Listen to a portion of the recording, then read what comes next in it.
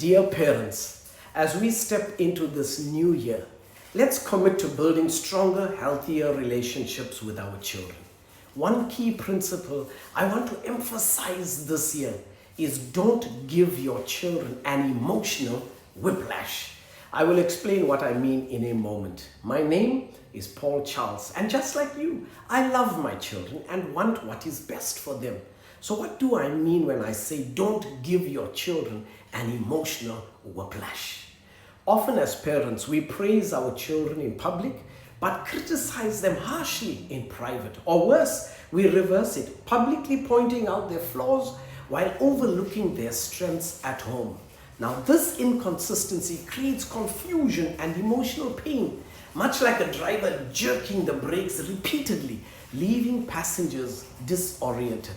I want to repeat that. This inconsistency creates confusion and emotional pain, much like a driver jerking the brakes repeatedly, leaving passengers disoriented. Now, this is also a form of gaslighting. What is gaslighting? Gaslighting is a form of psychological manipulation that causes someone to doubt their own reality, their memories or feelings. In the context of parenting, it happens when parents behave inconsistently or undermine a child's sense of stability and trust, leaving them confused about what is true or real.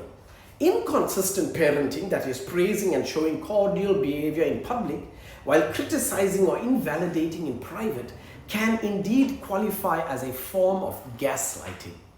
There are many reasons why a parent would do such a thing: control, projection, or ignorance, and many more, but I won't get into the details now. What's important is how does it affect the child? Number one, loss of trust in their own perceptions. Number two, emotional insecurity and anxiety. And number three, struggles with self-esteem and self-worth. So how do we overcome this? Number one, praise in public and criticize in private, ensuring criticism is constructive and loving. Number two, validate your child's emotions by listening without immediately dismissing or judging. And number three, reflect on your own words and actions. Ask yourself if they build up or tear down. So how does this behavior create gaslighting? Here's it: contradicting realities. When a parent lavishes praise or warmth in public but shifts to harsh criticism in private, the child experiences conflicting realities. In public, the parent is kind and supportive, but behind closed doors, the child is belittled, scolded, or ignored. This duality makes the child question their own perception of the parent. Here's an example. A parent tells others, "My child is so smart and creative." But later at home, they say, "You're so lazy, you will never succeed." Number two, emotional dissonance. The child becomes unsure of how to interpret the parent's intentions. Public praise suggests love and approval, while private criticism signals disappointment or disdain. This inconsistency creates an emotional whiplash and makes the child doubt their self-worth. What's the effect? The child begins to think, maybe I'm not as good as my parents say I am in public. What am I doing wrong? Number three, undermining trust in reality.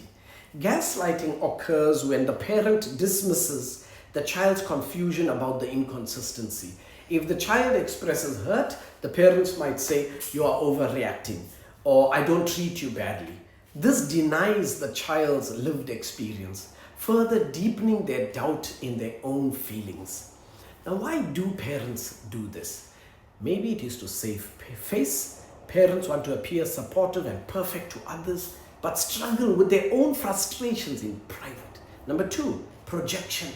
They reflect their own insecurities onto the child, especially when the child doesn't meet their expectations. And number three, unawareness. They don't realize their inconsistent behavior is harming their child's emotional development. And this has serious effects on the child. Number one, self-doubt. The child questions their perception of reality and start to distrust feelings. Number two, anxiety. Unpredictable behavior creates a sense of instability, making the child anxious about how they'll be treated. And number 3, low self-worth. This gap between private criticism and public praise makes the child feel unworthy of consistent love. How can we avoid this? Number 1, consistency is the key. Treat your child with the same care and respect in both public and private settings. Number 2, constructive feedback. Offer criticism in a loving, constructive manner, focusing on behaviors, not attacking the child's character. And number 3, validate emotions, acknowledging the child's feelings rather than dismissing them. So instead of saying you're overreacting, try, I understand why you feel that way. Let's talk about it. By aligning public praise and private actions, you create a safe, supportive environment where your child feels secure and valued. This not only builds trust, but also fosters emotional resilience. And that is how parents keep learning and growing with their children. My name is Paul Charles, and I care about what the person you care about cares about. Let's make 2025 a year of healing, growth, and connection. Together, we can raise resilient, confident, emotionally secure children. Let's remember that the seeds you plant in your children today will grow into the adults they become tomorrow. So here's to a year of intentional parenting and raising resilient children. Happy New Year from my family to yours. May God bless us into 2025.